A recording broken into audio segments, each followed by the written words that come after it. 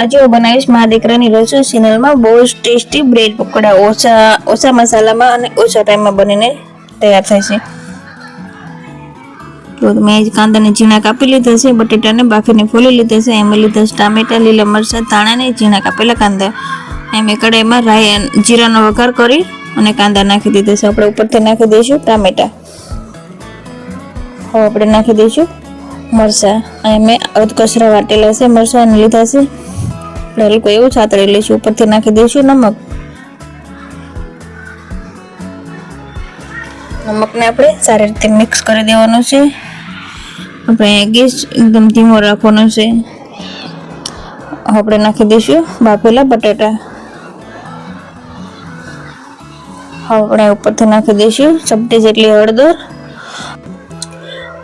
અને ધાણા જીરું અડધી ચમચી નાખી દઈશું, અને ગરમ મસાલો નાખી દઈશું આપણે।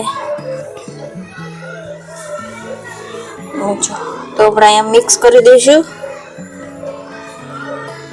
ધાણા જીરું ને ગરમ મસાલો ઉપરથી નાખ્યું એટલે આપણે ફરીથી મિક્સ કરી દઈશું બટાટાના મસાલામાં સારી રીતે।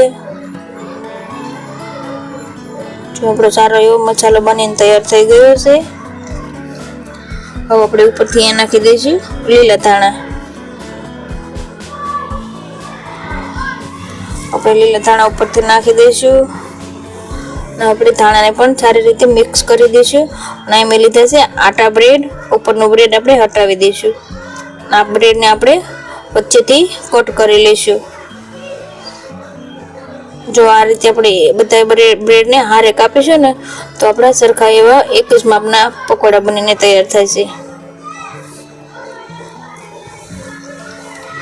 જો આપણે બ્રેડ ઉપર ચમચીથી આ રીતે મસાલો લગાવી દઈશું।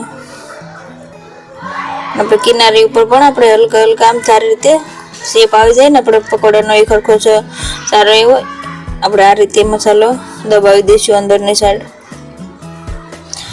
આ રીતે જ બધા પકોડા ભરીને તૈયાર કરી લઉં। જો બધા પકોડા મેં મસાલામાં ભરી લીધા છે। અહીંયા મેં ચણાના લોટને 1 વાટકી લોટ લીધો હતો અને અજમા નાખીને નમક નાખીને મેં ઓગાળી લીધો છે। બહુ જાડો નથી રાખ્યો, આસુ ગોળ બનાવ્યું છે। અને આપણે પકોડાને આ રીતે લોટમાં બોળી દઈશું અને તેલમાં તળી લઈશું। અહીંયા આપણે ગેસ ફાસ્ટ નથી રાખવાનો, મીડિયમ રાખવાનો છે ગેસ આપણે। અને આપણે આ રીતે ધીરે ધીરે બે બાજુ પલટાવીને શેકી લઈશું। જો ગોલ્ડન બ્રાઉન થાય ને ત્યાં સુધી આપણે શેકીશું। જો ગેસ આપણે ફાસ્ટ રાખીશું ને તો કલર નહીં આવે, પણ પકોડાનો કલર છે ને એ કાળો થઈ જશે ને બળી જશે। તેમાં ગેસ ઉપર આપણે તળશું ને તો આપણે સરસ એવો ગોલ્ડન કલર આવી જશે। જો સરસ ગોલ્ડન કલરના તળાઈ ગયા છે। ચાલો તો આ જ રીતે બધા પકોડા તળીને તૈયાર કરી લો। તમને મારો વિડીયો પસંદ આવે તો લાઈક, શેર, સબસ્ક્રાઈબ કરી દેજો। જો મારા બધા જ પકોડા મસ્ત બનીને તૈયાર છે। એક પકોડો તમને તોડીને બતાવી દઉં। જો બહારથી ને એકદમ ક્રિસ્પી છે અને અંદરથી ચોફ્ટ એકદમ બહુ જ સરસ બન્યા છે। મારા વિડીયોને લાઈક, શેર, સબસ્ક્રાઈબ જરૂરથી કરી દેજો।